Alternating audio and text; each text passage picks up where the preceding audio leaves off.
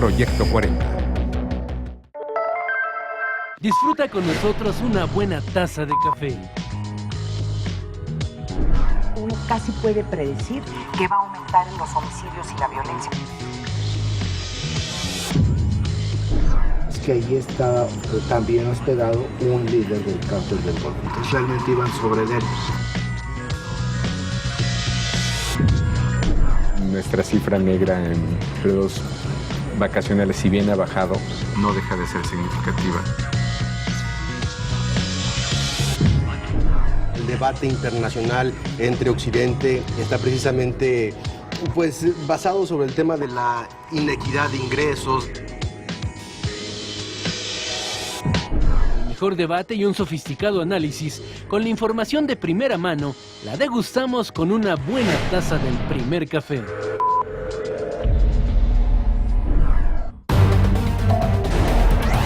El gobierno federal instala gabinete de seguridad en Tamaulipas. Verificamos de manera personal que está instalada la capacidad operativa y se está llevando a cabo las primeras acciones a las que nos comprometimos el pasado 13 de mayo. El presidente Enrique Peña Nieto entrega viviendas en La Pintada Guerrero, el lugar más afectado por la tormenta Manuel. Mi responsabilidad como presidente de la República para que actuemos con oportunidad y siempre de forma eficaz y solidaria con todos aquellos que lamentablemente pasan por momentos difíciles. Huracán Amanda ya es categoría 2. Con agua, pronostica lluvias en varias entidades del país. Tormentas muy fuertes en la zona no solo del Pacífico mexicano, desde Guerrero hasta Colima, sino todo lo que es el Valle de México, esperamos muy fuertes tormentas. Familiares de las víctimas del Bar Heaven recuerdan a los jóvenes asesinados hace un año. El INE presenta nuevo modelo de credencial para votar. Las cerca de 80 millones de credenciales del IFE aún vigentes podrán seguir utilizándose para votar y como medio de identificación personal. El ejército de Nigeria asegura conocer ubicación de las niñas secuestradas por Boko Haram. The good news for the girls is that we know where they are, but we cannot tell you. Okay, we cannot come and tell you military secrets here. Just leave us alone. We are working. We will get the girls. ¿Qué tal? Muy buenos días. Bienvenidos al primer café. Son las 7 de la mañana, hora del centro. Una mañana húmeda, fría aquí en la Ciudad de México. Está haciendo calor en otras partes del país. Raimundo Riva Palacio, Juan Pablo de Leo. ¿Cómo están esta mañana ustedes? ¿Cómo estás, Ana María? Raimundo, buenos días. ¿Qué tal? ¿Cómo les va? Muy bien. Oye, el Tri va a ser abanderado en Los Pinos por el presidente Enrique Peña Nieto, mientras que en Brasil siguen las protestas. Qué intenso se está poniendo Brasil. Qué cosa, ¿eh? Ahora, en las últimas imágenes, lo está viendo en donde están personas protestando alrededor de un autobús, donde llega el equipo. O sea, lo interesante es la selección brasileña que no se había visto antes. La última, ¿verdad? No, pero hay un ambiente muy negativo.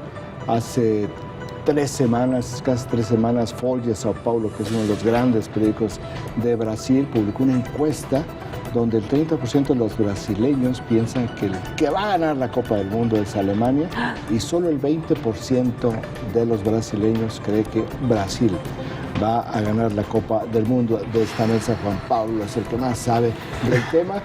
Sabrá que Alemania es un muy buen equipo, pero mira, si la presión brasileña, de la afición brasileña, sobre todos los equipos que se enfrenten a Brasil, yo digo, quieren empezar a prepararse mentalmente para esto, vayan a ver en YouTube el momento en el cual se canta el himno nacional brasileño en la final de la Copa Confederaciones España-Brasil, para que vean de qué tamaño va a ser la presión del aficionado brasileño. Es impresionante ese momento en el cual la música se para, porque todo el estadio estaba volcado de una manera asombrosa. Bueno, por supuesto Brasil apabulló a España en la Copa Confederaciones, pero la presión del público...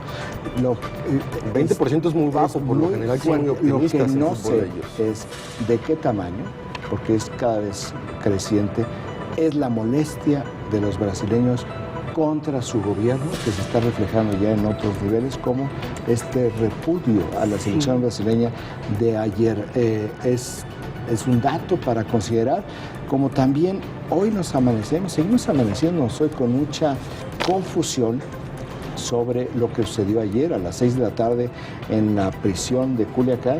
Al pasar lista, es la hora en que se pasa lista, descubrieron que había 3 personas que no estaban, 3 reos que no estaban.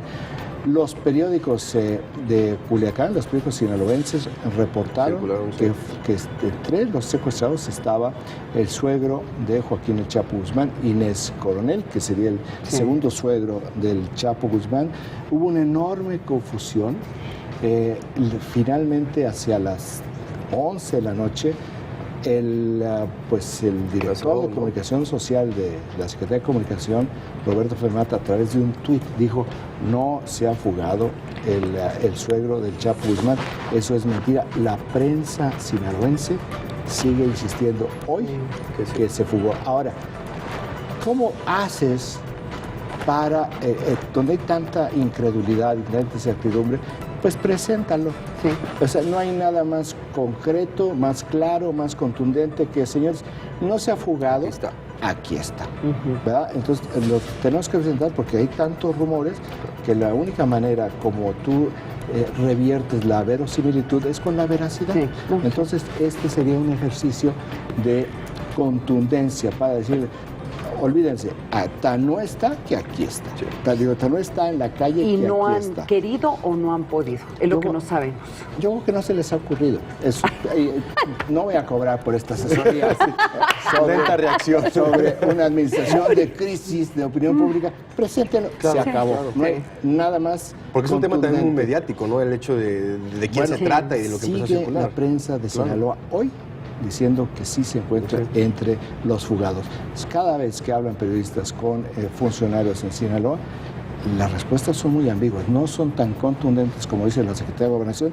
Yo digo, por principio, le creo a la Secretaría de Gobernación, échenos una ayudadita para aquellos pecadores que tienen dudas y preséntenlo. Bueno, la Cámara de Diputados va a llamar, comisiones en la Cámara de Diputados van a llamar a comparecer al secretario de Hacienda, Luis Videgaray, para que explique el bajo comportamiento de la economía mexicana. El subsecretario Fernando Portela, que es quien ha llevado la voz cantante, dice o explicó ayer que tiene que ver con 3 factores.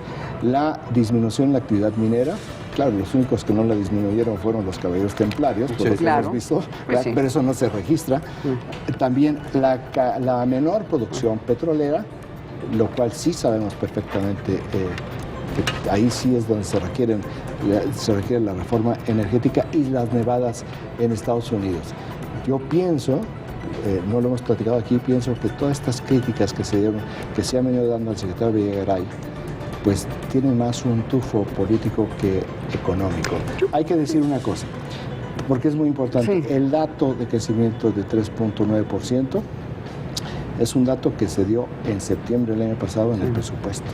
Entonces, no es, hay una serie de variables que no están previstas. De cualquier manera, no significa que sea un crecimiento, un gran crecimiento, sobre todo no es lo que estaba anticipando en el presupuesto de la Secretaría de Hacienda, pero mucho menos de todas las expectativas que se han venido generando. Es que sí es una situación difícil para el secretario, porque más allá que sea un problema de factores externos, por ejemplo, el clima en Estados Unidos, fue muy importante. Que sí fue muy importante. Apareció comercio varias semanas, pero, así como no. Pero de todos modos, al crear esas expectativas de crecimiento, el tener que haberlo bajado a 2.7, que es más de un punto, como quiera que sea, lo van a golpear. El asunto es que expectativa y comunicación. De esto a que como fin de semana pasado digan, tiene que renunciar, digo, y como que, ¿por qué tiene como que, ¿cuál es la razón?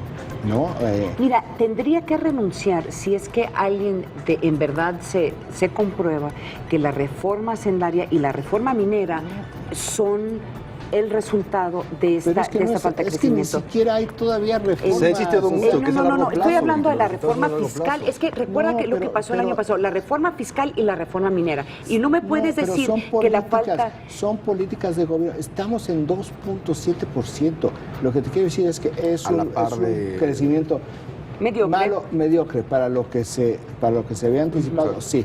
¿Cuál ha sido el crecimiento promedio de los últimos 10 años? 2.3%. De nuevo, el debate es un debate político, no es un debate económico. El debate es en este momento, y nadie lo ha querido definir, si son factores externos, o sea, si es la situación actual de México lo que lleva a este mal crecimiento, o de hecho fueron las mismas reformas. Sí lo han querido definir.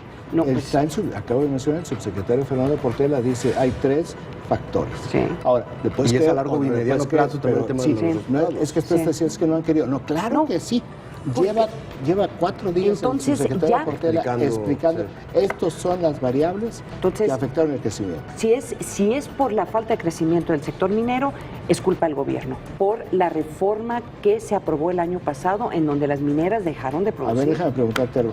¿Y por qué culpa del gobierno si la legislación la hizo la Cámara de Pues no, pero sí fue, pero viene la propuesta, claro. La propuesta fue del gobierno federal, o sea, no fue una propuesta que se le inventaron los legisladores. La última vez que yo chequé en este país había 3 poderes, el judicial, no cambió, pero viene de una propuesta del gobierno federal. Y también hay diputados de oposición, también hay senadores de oposición.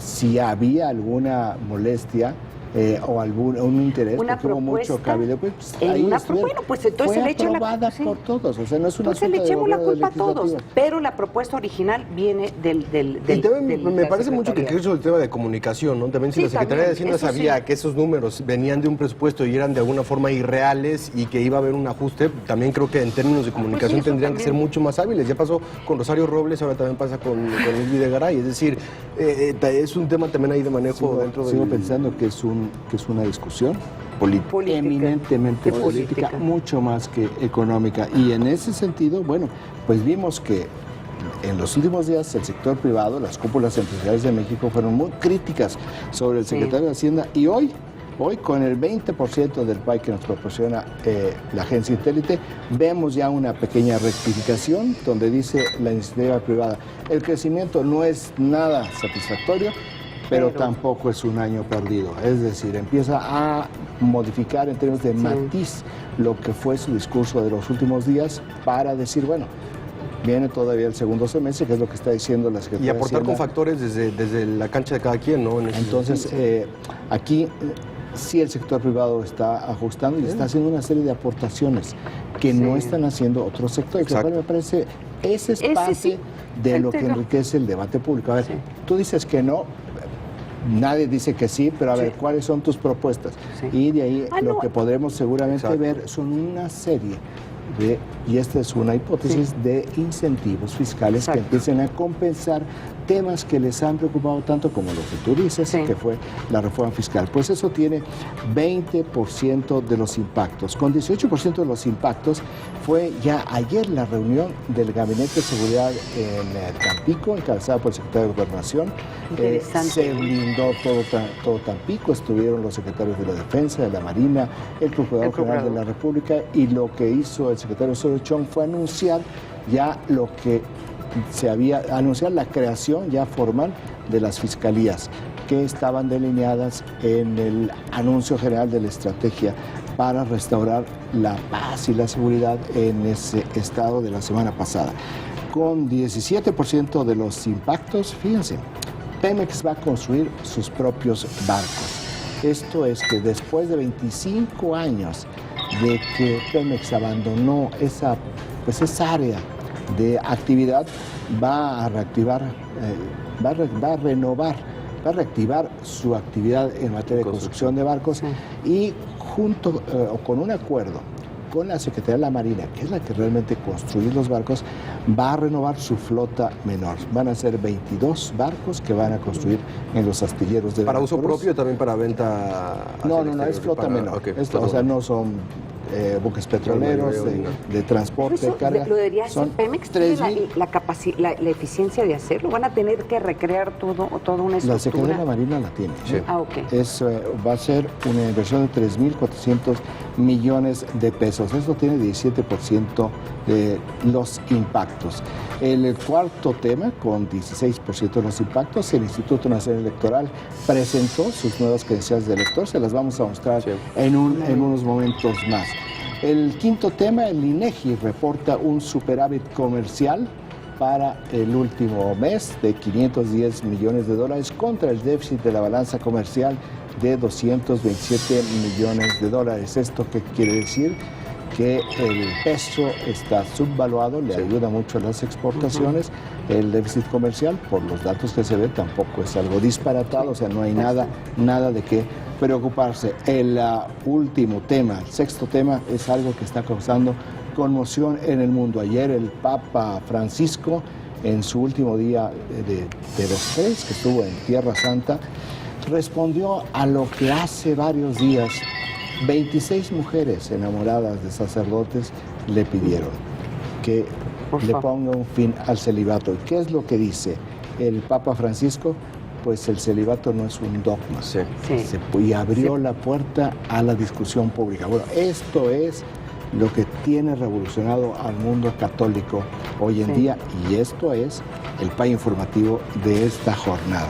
Pedofilia, celibato y también el tema de Israel y Palestina, es decir, se metió al tema de la política y se metió a una interlocución entre estos dos países, lo que no veíamos hace mucho tiempo por parte de un líder religioso. Creo que se está metiendo en la política porque sabe los alcances que está teniendo. Rumbo a Belén, donde se reunió con el presidente de la Autoridad Palestina, no es la capital de la Autoridad Palestina, es Ramallah, pero en Belén, rumbo a Belén, que está dentro de los territorios ocupados por el ejército israelita desde 1967, se detuvo a orar en uno de los muros que ha levantado el gobierno israelí en los últimos 20 años para separar a los árabes de la comunidad judía. A orar. O sea, eso ya tiene un enorme significado. Y luego, en un encuentro con el presidente, el primer ministro de Israel, Benjamín Netanyahu, dijo que el terrorismo no es el camino. Entonces, ahí es un discurso para las dos puestas. Y esas imágenes de él besando las manos de hombres y mujeres que estuvieron en los campos de concentración, es una cosa extraordinaria, ¿no? O sea, los agarra, los besa, los abraza. O sea, pero Papa es el que reconoce el tema de la... Esa parte no es inusual. Hay que recordar que Juan Pablo II fue a Auschwitz y lloró en la celda donde estuvo el sacerdote Maximilian Kolbe, quien fue detenido por los nazis, no por su origen judío, sino por haber ayudado a los judíos durante toda esta negra Por eso, época. pero este sí es una imagen muy diferente de un papa besando a las... O sea, este es un papa que está mucho más cerca y mucho más al tema de las víctimas en general. Entonces, que los agarre y que los besa las manos. Esas es las imágenes, o sea, te digo, lo que estoy tratando de subrayar en esto es que este es un papa muy consciente del poder de las imágenes, orando ante este muro, besando a estas víctimas. Logrando que se abrazaran en uno de los momentos más emotivos de la visita a Tierra Santa, el abrazo con un judío y un árabe. Oiga, no estaremos... Me mucho la atención esa intervención del Vaticano, porque no lo habíamos visto hace mucho tiempo. Estados Unidos acaba de fracasar en estas negociaciones una vez más con John Kerry. Si se necesita una presencia, creo que es la del Papa Francisco en estos momentos. Oye, no, y me parece muy interesante lo que está haciendo. Oye, ¿no vamos a ver imágenes del Papa casando padres? Pues quita, en un par de años. El Papa casando padres. Casando padres con S, no con Z. Cuidado, despertemos, vámonos a portadas. ¿Qué tienes? El rey Juan Carlos nos sorprende todo el tiempo. Sí, ¿verdad? ¿Qué tenemos en las portadas? Me llama la atención dos portadas internacionales, la del País y La Nación. El País, en su versión internacional, tiene una nota sobre México en su primera plana. México cierra de forma simbólica una de sus peores tragedias, en donde el país aborda el tema del caso Heven y ya la resolución vía el GDF en ese sentido un año después. Y por otra parte, la cobertura que le hace el periódico La Nación a la visita del Papa Francisco. Francisco. Aquí tenemos precisamente la imagen frente al muro en donde hay 3 abrazos entre judíos y árabes. Ahí está precisamente ahí está esa imagen. No, esa es en una estas imagen dos planas extraordinaria. internacionales, ¿no? Que creo que son las que llaman la atención. Papa sí y además es un papa tuitero. Sí, y le gusta tuitear. Tiene cuentas en latín, tiene cuentas en español, tiene cuentas en inglés, tiene cuentas en varios idiomas. Yo nomás quiero resaltar que varias las portadas están retomando desde diferentes ópticas el tema económico, mientras que el Financiero dice demanda la IP incentivos a la inversión. En el Excelsior subrayan empresarios descartan un 2014 perdido, y en Milenio más recaudación y 0 ajustes las apuestas del fisco. Entonces el tema económico está haciendo portadas el día de hoy, porque además va a haber el doctor Vidergay va a estar, creo que ante el Senado, no es una comisión, va a estar en una comparecencia y seguramente le van a hacer pues preguntas interesantes, difíciles, y seguramente en algunas instancias incómodas. Nos vamos a un corte y regresamos en unos minutos. No se vayan.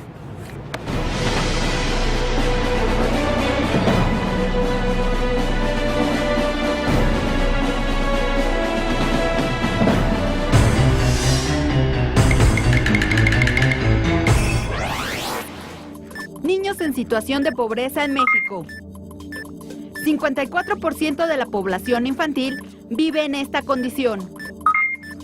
8 de cada 10 niños indígenas son pobres. Y 5 millones viven en pobreza extrema. El dato útil para comentar en el café.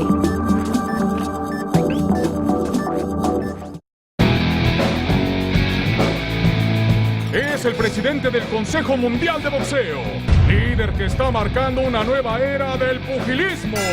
Él es el único, el inigualable, el auténtico Mauricio Sulaimán. Este martes, Mauricio Sulaimán nos revela sus más grandes secretos, aquí en Platicando con Alasraqui, 22 horas, Proyecto 40. Olas y amor es todo lo que necesitaba, o al menos eso creía. ¡Espera! El Surfer Cool, viernes 22:30 horas, Proyecto 40. Ahora todos podemos trasladar nuestro crédito en cualquier momento a la institución financiera que ofrezca intereses más bajos. Tenemos aquí el crédito hipotecario de mi casa, que tiene una tasa de interés del 16%. ¿Quién da menos? 15% por aquí. 11.2 al teléfono. 9% de interés. 9% a las 3. Adjudicado. Cámara de Diputados, 62ª legislatura. Hacemos leyes que te benefician. Quiero su consejo en un asunto muy delicado. La deposición del Papa. Una historia de devoción al poder. Los Borgia. Jueves 22:30 horas. Proyecto 40. Después de organizar elecciones con legalidad y certeza, garantizar la competencia equitativa y dar a los ciudadanos su credencial para votar, la reciente reforma político-electoral nos fortalece. Hoy evolucionamos y somos el Instituto Nacional Electoral, con la misión de consolidar los procesos electorales en todo el país. Súmate y participa para lograr el México que todos queremos. Instituto Nacional Electoral, INE. Cinema 40 presenta. Ven aquí enseguida. Les enseñaré la técnica del golpe del dragón. Así se hace. De la injusticia nacerá un guerrero. Sé ligero como el aire, sutil como el sauce, como el pasto frente al viento. La garra del águila me contrató para destruir a tu asquerosa serpiente.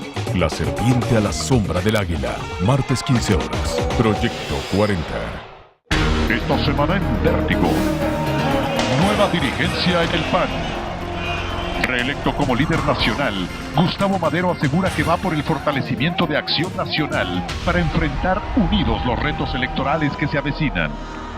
Compra Vértigo hoy mismo. Disponible en iPad. Mujeres Fatales. La otra aventura. Martes 22:45 horas. Proyecto 40.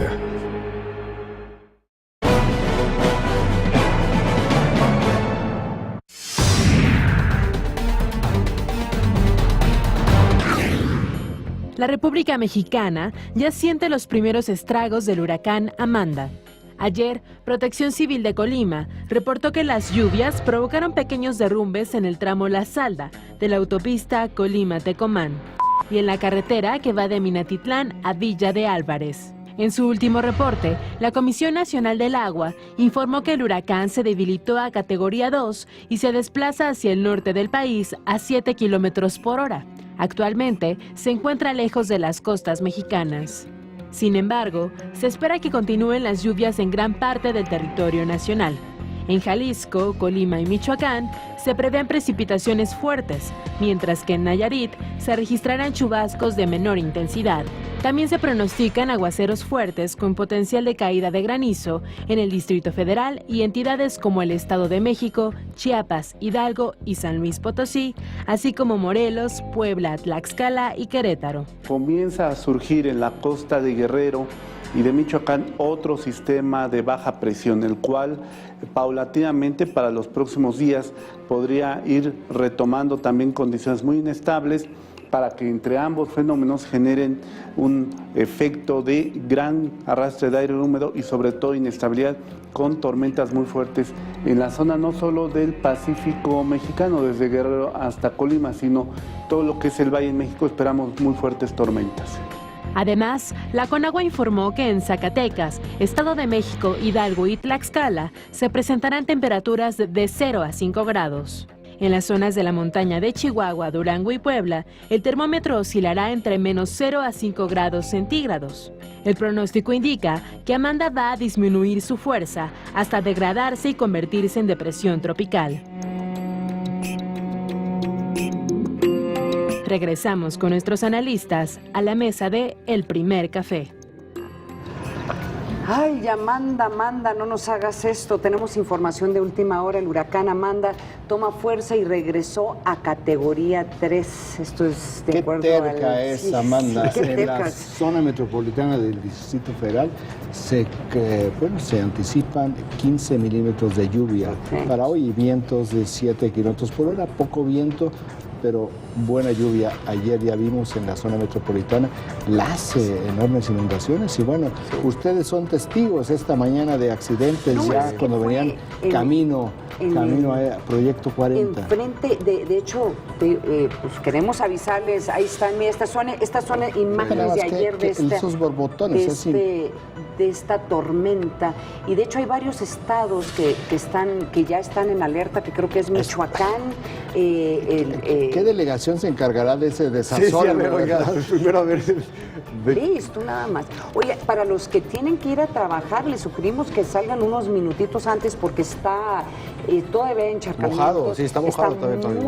Muy mojado el pavimento y estábamos comentando que al tratar de llegar a trabajar, yo por lo menos vi 2 accidentes, uno bastante serio en el segundo piso del periférico. Entonces tengan muchísimo cuidado y parece que la lluvia va tomen sus precauciones en todo el país porque no es únicamente lo riesgoso, sino también son cuestiones de tiempo. Si, por ejemplo, en la Ciudad de México el promedio de velocidades son 8 kilómetros por hora, bueno, pues yo supongo que con esto, porque no está medido, con estas lluvias pues, se reduce cuando menos a la mitad. Ahora, que producción nos recuerde, los estados donde ya hay alertas, es en Michoacán, Colima, ¿y cuál era? Era un tercer estado, ahorita nos van, y Nayarit, en donde sí se va a sentir Amanda con bastante fuerza. Entonces, pues sigan las instrucciones de protección civil. Apenas estamos empezando y este año... Oye, Amanda, no nos hagas eso, Amanda. Bueno, vámonos a... Tan bonito nombre, tan devastador para la vida cotidiana. Jalisco, Colima y Michoacán son los estados. Jalisco, Colima y Michoacán. Entonces, para que le pongan particular atención a las instrucciones de protección civil. Vamos a otro tema. Vamos a hablar sobre el personaje de la semana, que es el Procurador General de la República, Jesús Murillo Caram, quien encabezará la Asamblea de Procuradores el próximo miércoles.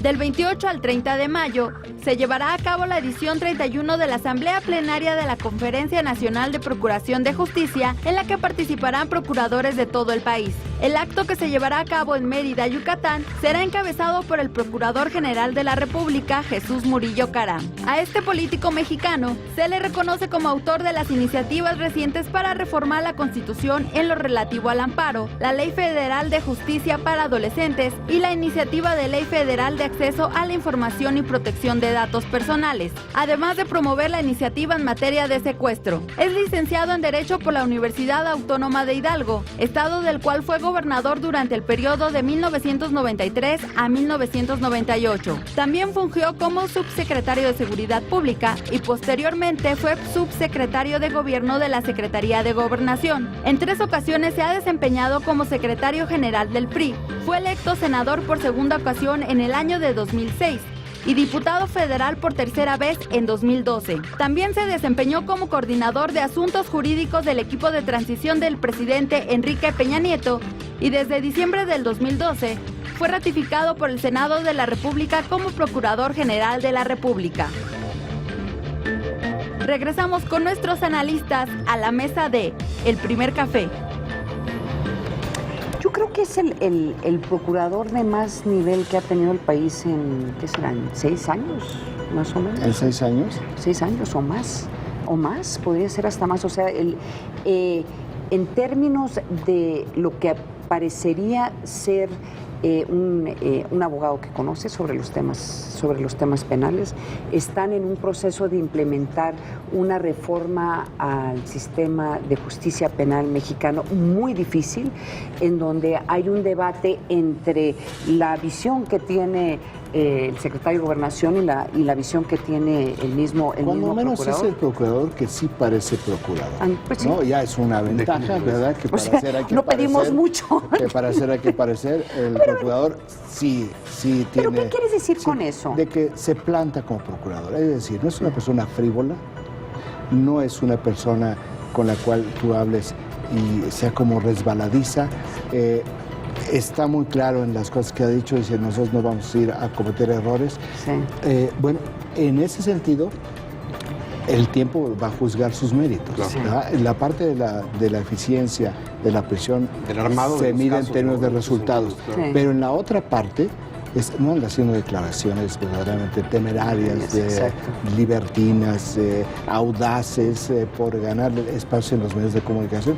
En ese sentido, me parece, por eso digo, cuando menos, porque todavía no podemos juzgarlo en sus méritos hasta que vamos todavía en la línea de tiempo, cómo vienen los casos, si efectivamente se armaron bien, si llegan a un buen destino o qué es lo que sucede en términos profesionales. Pero lo que es la parte de la planteamiento personal, digo, bueno, la operación sí es una bocanada de oxígeno tener a Jesús Murillo Caram. Nada más que no basta con parecer. Aquí en ese sentido también hay que ser. A mí me parece que es un contrapeso importante al secretario de Gobernación.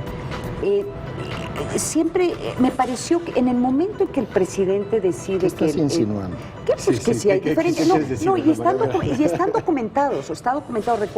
Recuerden cuando entra ya el gobierno federal a Michoacán, por ejemplo, en el tema de las autodefensas, en donde salen declaraciones, dentro de las autodefensas no hay individuos que estén involucrados o ligados al crimen organizado, pues salen desde la Procuraduría y dicen, sí hay individuos que están vinculados al crimen organizado y aquí están los documentos, ¿no?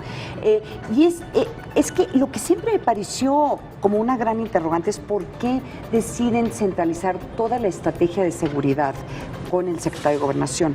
En la mayoría de los países, la persona que asume esa coordinación y que es casi el portavoz de estos procesos es el procurador. Aquí lo hicieron, yo creo que hay razones políticas y hay también tal vez el hecho de que el tipo de crimen organizado que enfrenta el país requiere una coordinación que solamente lo puede hacer el secretario de Gobernación. O por error de diseño. O sea, tú dices, lo que al hacer esto, el secretario de Gobernación se convirtió en un secretario de especie de Homeland Security, no de política interna, sino de seguridad interna. Han venido tratando de ir separando las cosas, pero lo abruma. Yo creo que el secretario de Gobernación no tiene que ir a Tamaulipas para anunciar una estrategia, ni para decir ya se ponen en marcha las fiscalías, ni ir a Michoacán 2 veces al mes por instrucciones presidenciales para revisar cómo está el tema de la seguridad. No creo que sea el papel del secretario, pero bueno, así lo decidieron. Por diseño, por organización, la Secretaría de Gobernación se chupó una secretaría completa. Y estamos viendo, hay un debate todavía sobre si fue la decisión correcta de asumir la Secretaría de Seguridad Pública. Yo creo que la jefatura del gabinete en manos del secretario de Gobernación era perfectamente clara, sin necesidad de asumir la Secretaría de Seguridad Pública Federal, porque creo que lo único que se genera el secretario de Gobernación, que todo el tiempo debe de tener positivos, son negativos. Es un desgaste que me parece que es innecesario, pero bueno, ya se hizo. Ya todo lo que se pueda decir, todo lo que se dijo antes y todo lo que podemos decir en este momento es absolutamente retórico, porque esto es lo que tenemos. Y además también hay que recordar está el tema de que ambos, el secretario de Gobernación y el secretario y el procurador, vienen de Hidalgo, o sea, esas son de esta misma... Pertenecen a grupos políticos diferentes. Pero de todos modos, o sea, eso hay que decirlo también, les crea una tensión política que tal vez tampoco se está viendo reflejado tan abiertamente. Va más allá del caso de Hidalgo en todos los sentidos, porque no solamente vienen de formación política distinta, con diferentes mentores políticos a lo largo de su carrera, sino que también son generaciones diferentes.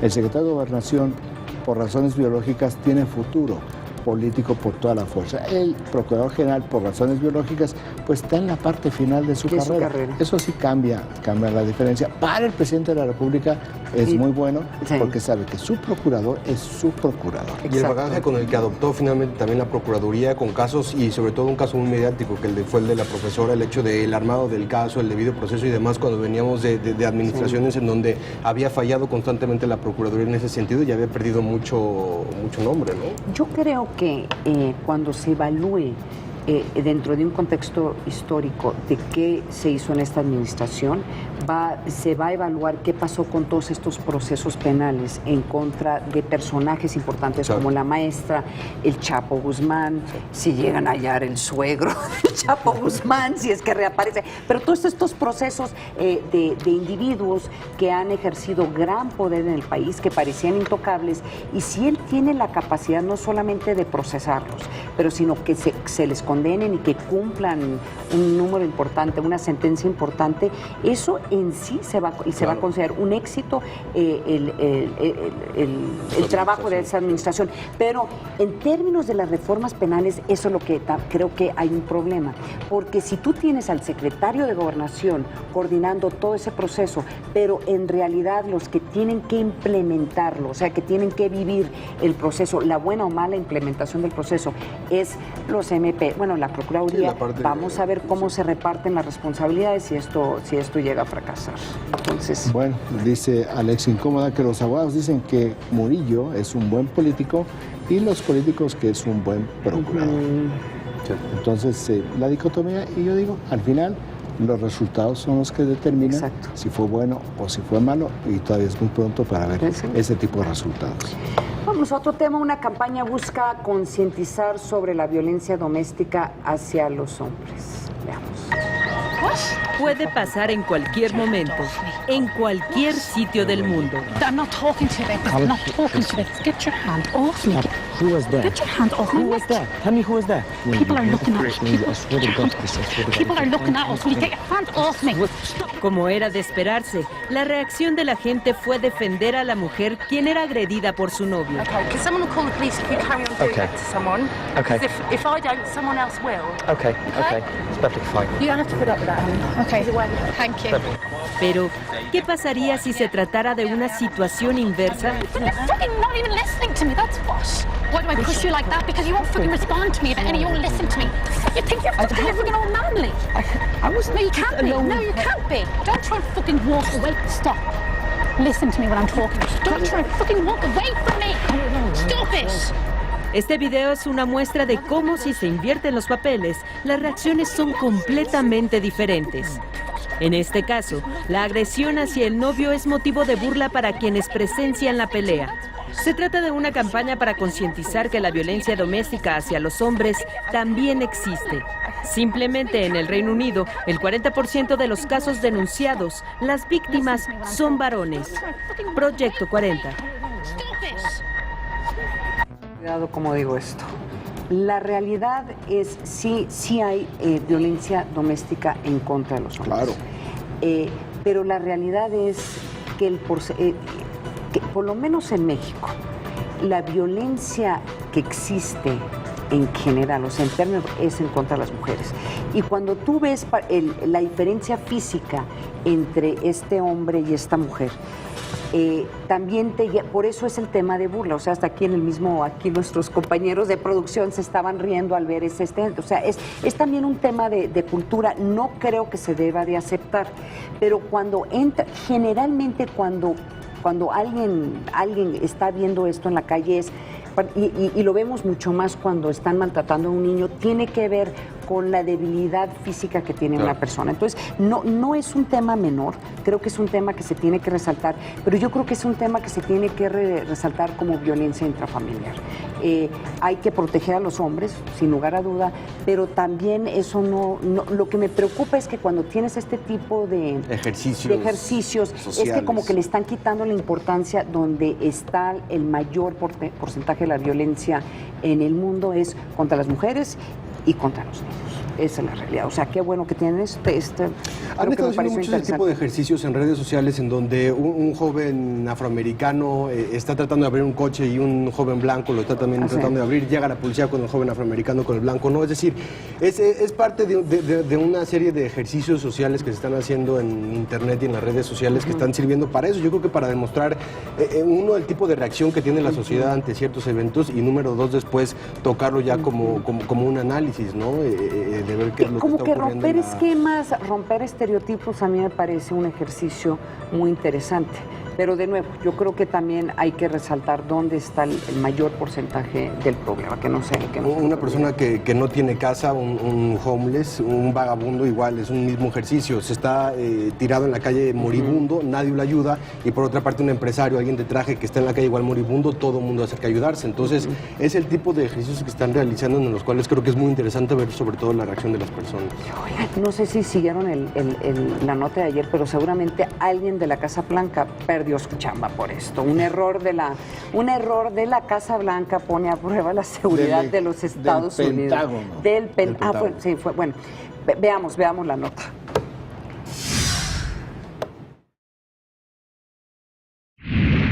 La Casa Blanca reveló de forma accidental el nombre del jefe de la CIA en Kabul.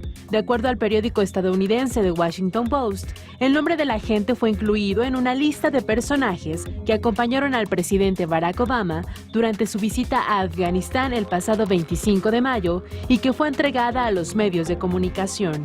Al percatarse del error, la Oficina de la Presidencia de Estados Unidos emitió un segundo documento que no incluía el nombre y título del jefe de la agencia en Kabul. En esta publicación, el diario nos señala cuál será el futuro del funcionario después de que se diera a conocer su nombre de manera accidental. Regresamos con nuestros analistas a la mesa de El Primer Café.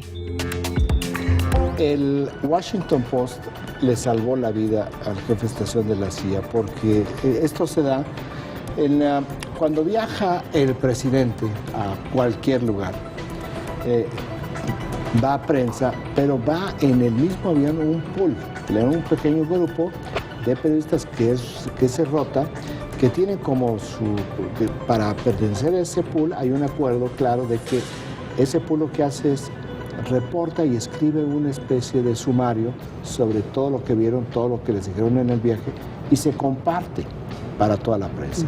En este pool iba el principal corresponsal del Washington Post en la Casa Blanca, que recibe la lista, como lo recibieron las demás personas en el pool, de quienes iban a darle el briefing al presidente Obama, 16, 17 personas en Kabul que le iban a dar el briefing al presidente Obama sobre el estado de cosas en Afganistán, donde estaba también el jefe de estación de la CIA. Era una lista no depurada.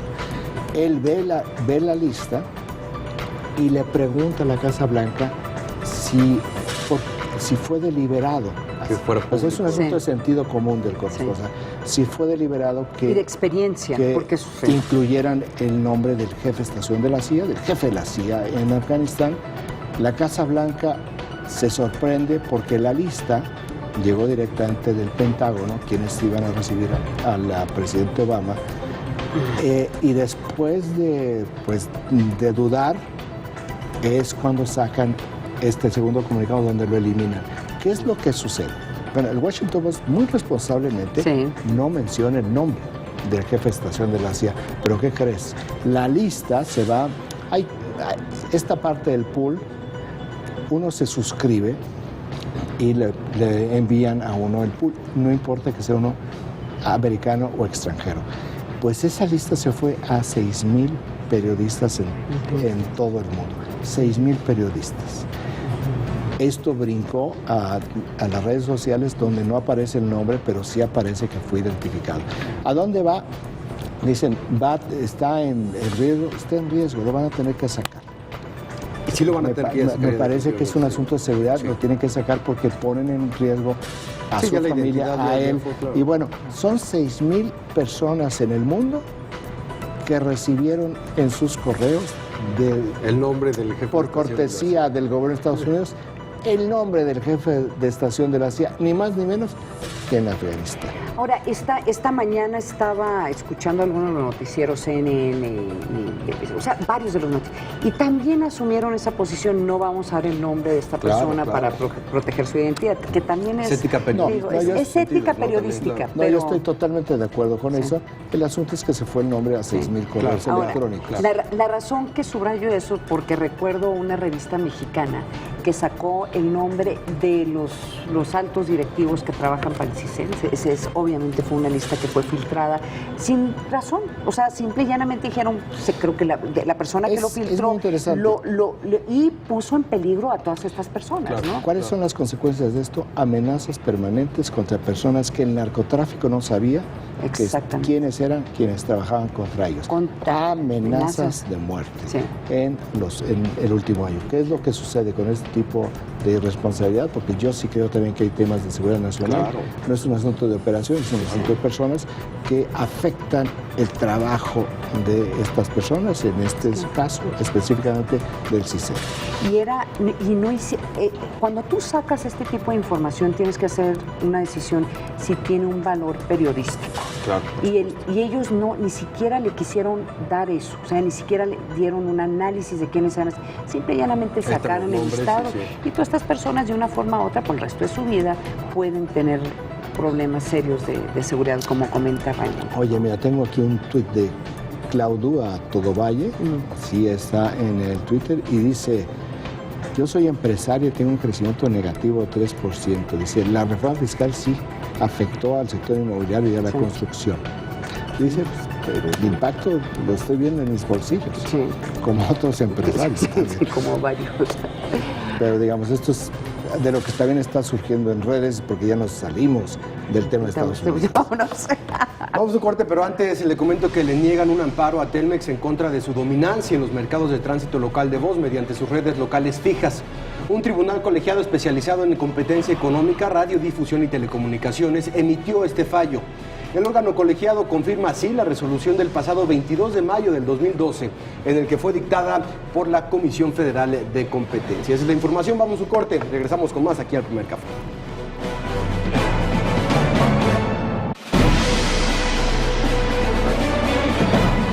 El Instituto Federal de Telecomunicaciones notificó a Teléfonos de México de Carlos Slim y a la empresa Dish que son presuntos responsables de una alianza comercial llena de irregularidades. Los expertos aseguran que el proceder de Telmex y Dish es una clara violación a la ley. Ambas empresas funcionan como comercializadoras de servicios de telecomunicaciones, pero Telmex es una red pública, tiene una red pública.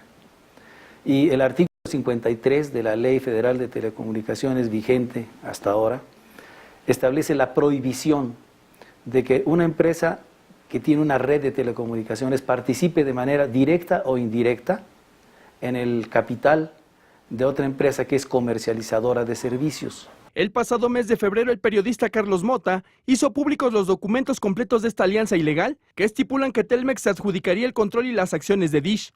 Los analistas explican cómo evadieron la ley. Estas compañías estaban falseando información, es decir, no estaban diciendo la verdad o estaban diciendo una verdad a medias. Simplemente habían dicho que era un acuerdo comercial, que no había nada más allá, cuando por el otro lado ya había o podía haber un acuerdo de compra de acciones de una empresa hacia la otra, lo cual ya las vincula fuertemente. La historia de este montaje jurídico se remonta a 2008.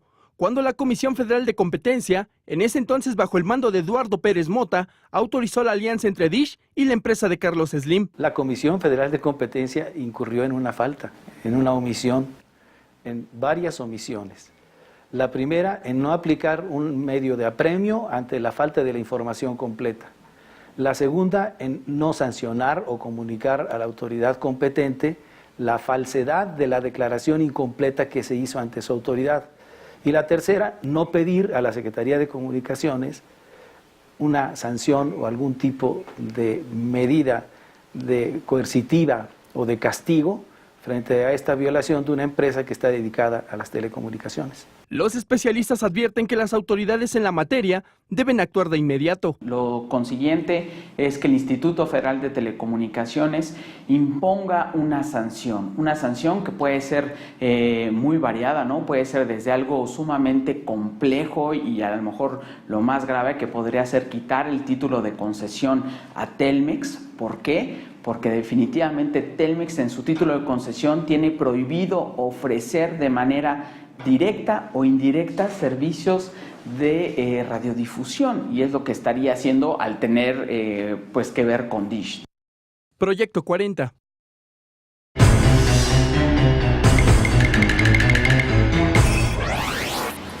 Niños en situación de pobreza en México. Más de 3 millones trabajan. Más del 40% no tienen un hogar de calidad. Y el 93.5% de los niños indígenas carecen de servicios básicos. El dato útil para comentar en el café. Todos los miércoles, hablar de política es su pasión. En este país, con el tipo de justicia que hay, todo depende. O sea que ahora ya no son tan amigos el PRD y el PAN. Córtalas, como decían en la primaria, ¿no? Ana María Salazar, Raúl Sánchez Carrillo, Francisco Garfias y María Elena Orantes. Miedo no anda en burro. No anda en burro. Por cierto, en burro anduvieron varios en el Paseo de la Reforma, ahora con una marcha. Contrastes 40, todos los miércoles 23:30 horas. Proyecto 40. Para dormir, solo en tu cine. En esta esquina con una velocidad de 50 kilómetros por hora y 3.500 kilogramos de fuerza bruta, el hipopótamo.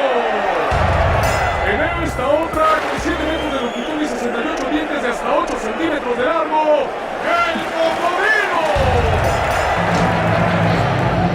10 asaltos definirán al vencedor de los Rivales del Río. Fusión Salvaje. Martes 19 horas. Proyecto 40.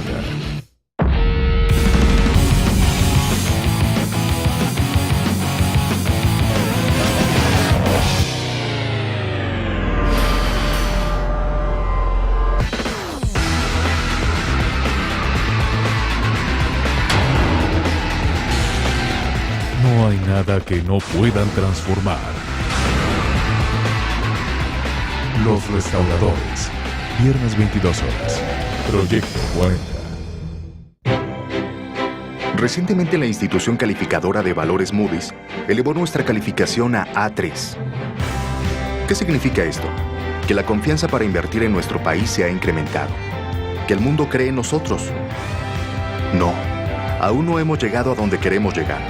Nos falta camino por recorrer, pero esto es un claro indicio de que vamos por el camino correcto. Mover a México.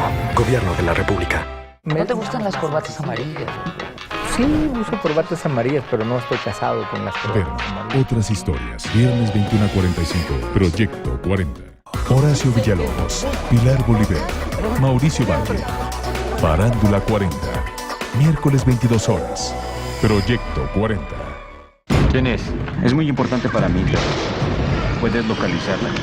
Cinema 40 presenta Contra todo riesgo, miércoles 15 horas.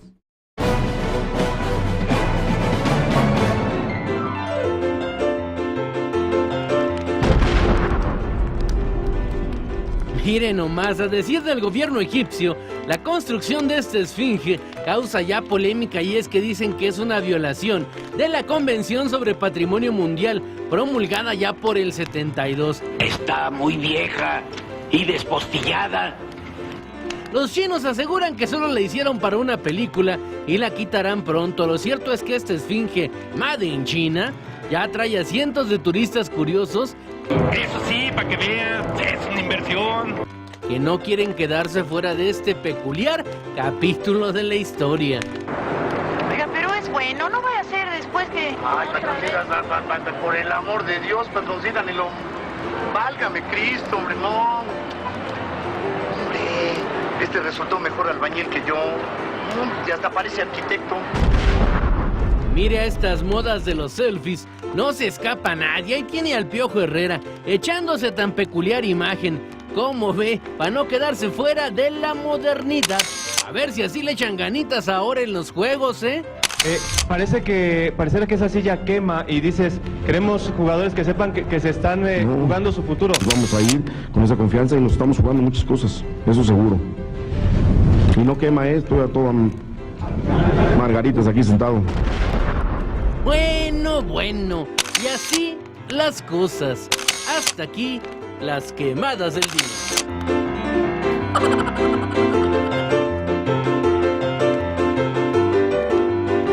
Cada vez que lo escucho hablar, de veras me inspira confianza que el Piojo, equipo ¿de verdad?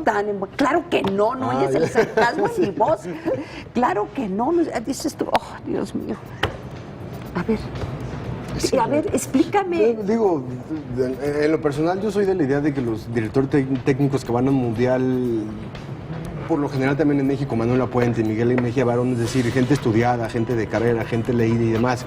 Al Piojo siento que le cayó la chamba de director técnico del cielo, es decir, no estuvo en ningún proceso, tiene méritos de campeonato y demás, pero no se ha llevado al equipo campeón, pero como no tiene un doctorado en filosofía política, no es bueno.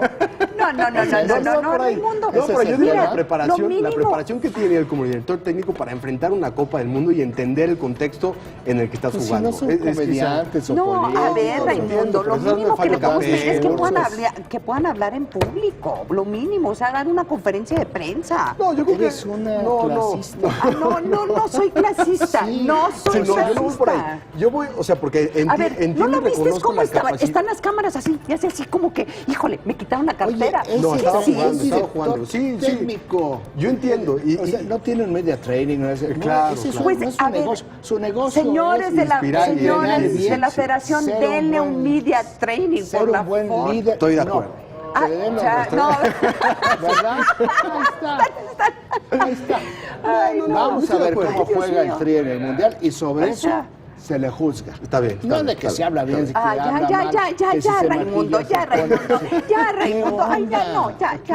Es una clasista la señora. Yo no iba precisamente por el tema de un media training, pero sí, o sea... La economía de este país depende de este hombre, el humor, o sea, el bienestar, o sea, a ver, y entonces esto es, y luego el sobrenombre, Olga, o sea, el único Piojo, gobierno que tiene su supervivencia política en juego se llama Brasil. Es el único. Ningún otro país está viendo a ver qué sucede con su selección para ver el futuro. Pero la derrama económica de cada uno de los países sí es importante, ¿no? Pues claro. O sea, si México pasa a la segunda ronda, si pasa a octavos, a cuartos, tanto el tema turístico como el tema social. Y también los bares y también la derrama de consumo. Pero tampoco se resuelve. O sea, vamos, no te va a subir un mes del Mundial de felicidad, no te sube un .% en el Producto Interno Bruto. O sea, la popularidad del presidente. Fábricas, los engranes, los tornillos no van a estar sonriendo, van a estar trabajando 18 horas cada 3 horas. Vamos, no. Ay, no, ya, vámonos a algo Te más cambia el serio. humor. Ay, te cambia el vámonos a humor. algo Es meramente Ay, no. emocional. y Ya, social. ya se dan bueno, cuenta ojalá. cómo vamos a estar en las siguientes 3 semanas. No, esta va a ser la discusión de esta mesa. No, no. A mí no me gusta el técnico para la selección, al Piojo para la selección, esa es mi única... Por razones técnicas. Por razones técnicas, Estoy por de supuesto, acuerdo. educación técnica, Es sí, válido. sí, sí. punto. Yo no tengo idea de esto, Ya. pero lo que sí entiendo Sí, es que no soy el clasista contexto como en el Ana cual... No me gusta para nada. Vámonos No me a otro gusta cómo tema. habla, Para entonces es nada, malo. para nada. ¡Vámonos! A ver, ¿qué cosa? Ya se me echó encima la producción. Pues qué bueno que se ya van a terminó, acordar de porque mí en Aparte 3 o 4 porque aparte son semanas. americanistas y... Ay, son americanistas, ¿no? Y además, vámonos. salvaste con para el el tiempo. mes de julio, otro tema. Basta, ya, otro tema. Para el mes de julio, el Instituto Nacional Electoral comenzará a emitir la nueva credencial para votar. Esto sí es una nota importante para que vean. El Instituto Nacional Electoral presentó el nuevo diseño de la credencial para votar que se comenzará a emitir a partir de julio próximo. El nuevo formato sustituye el nombre y el logotipo del antiguo IFE por el INE. Además de conservar las mismas medidas de seguridad, al ciudadano se le da la opción de encriptar o hacer visibles datos como la dirección, calle y número interior o exterior, pero seguirá apareciendo la colonia, código postal y entidad. Las cerca de 80 millones de credenciales del IFE aún vigentes podrán seguir utilizándose para votar y como medio de identificación personal. Asimismo, quien desee cambiar su credencial por el nuevo modelo, lo podrá hacer sin ningún problema. Regresamos con nuestros analistas a la mesa de El Primer Café. Voy a estar Como si atenta estuviera- al debate. Ahí siguen peleándose sobre qué, no, no, sobre esto ya no. el director técnico que está No, estamos... hacemos bromas. Cuando tú dices, es que esto sí es importante. 80 millones de mexicanos estaban conteniendo el suspiro porque decían, ya va a salir la credencial del elector. Qué bueno que ya salió. Ay, La nueva del INE ya está, ya la tiene. va a No, ser pero hasta se- julio, pero ya empezaron las No, colas. pero a ver. para poder No, llegar si hay rápido. colas. Has tratado de sacar tu credencial de elector estos ya días. la vi no ahorita. se puede, no ya se la puede. vi. Hay una enorme cola que va a durar hasta el 15 de julio.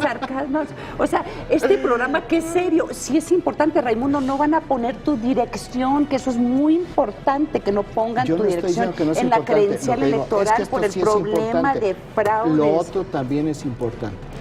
Eso es lo que estoy ¿Cuál es diciendo. lo otro? Lo A ver, otro, el fútbol. La credencial, el fútbol, la credencial del INE, en donde tienes que cuidar tu información personal, o si ¿cómo se llama el director técnico? ¿El Pulgas? El Piojo. El Piojo.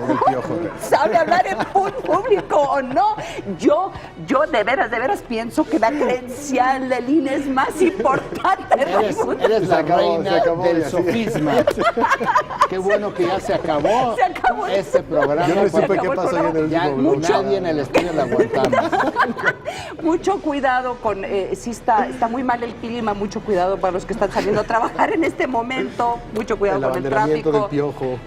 Del Pulgas o de la Piojo, de ese, sí. ok. Nos vamos, hasta luego, hasta mañana.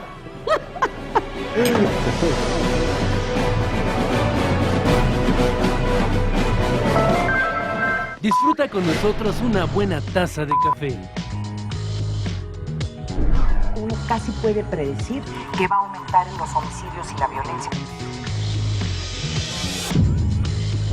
Es que ahí está también hospedado un líder del cártel del Golfo.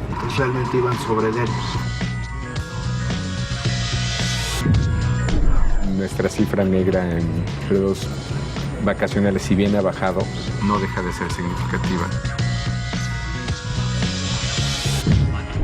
El debate internacional entre Occidente está precisamente pues basado sobre el tema de la inequidad de ingresos. El mejor debate y un sofisticado análisis con la información de primera mano la degustamos con una buena taza del Primer Café.